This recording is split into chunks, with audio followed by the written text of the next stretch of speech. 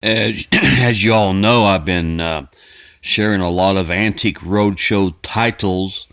Just in case you don't know this, you don't always have to type. You can copy and paste the title. Like for example, the title of this video. If I was sharing Antiques Roadshow title, all you got to do is copy and paste. Go to YouTube search and paste it there. If I said copy and paste, copy the title of when I do upload a Antiques Roadshow title. Just copy highlight it in blue, click copy, go up to the YouTube search, click paste. It'll add the title into the search, and click search, and you'll see a bunch of videos.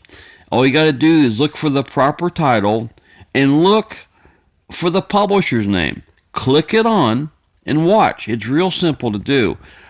Now, if I was going to take something to the Antiques Roadshow to have it appraised, let's say the Antiques Roadshow is coming here to Cincinnati, Ohio. I'm about 22 miles northeast of Cincinnati.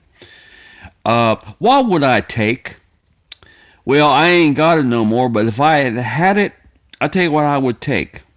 When I was about 12 years old, my dad bought, I made a video earlier about this, so I'll link it to this one. Anyway, when I was about 12 years old, my dad bought me, I think they were TRC-4s.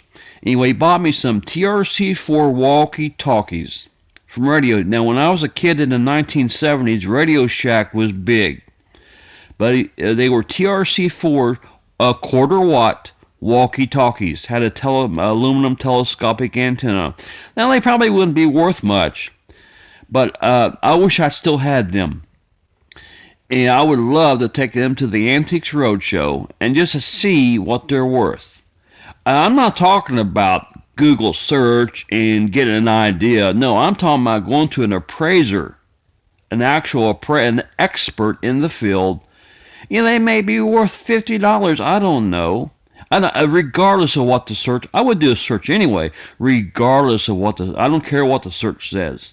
I would still like to take them and just see what I want. I want to see what 40 years does to something like that. Maybe very little. But when I was 12 years old, this is about 1975 when Dad brought them home to me. He stopped by Radio Shack and bought them. They were a lot, for a 12-year-old, that was a lot of fun. They'd arrange about a mile. Dad would get in a car and drive off about a mile and talk to me I'd stand in the yard, and it was a lot of fun. But I wish I had them.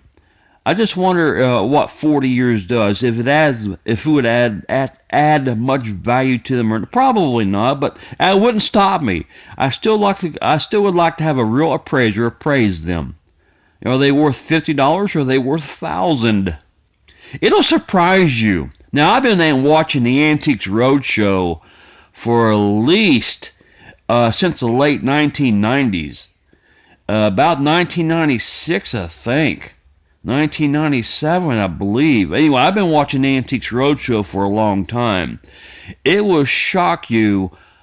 On the average, about anything old brings $2,000 or $3,000. In case you don't know that, on average, some things are $200, but on average, I've been watching long enough.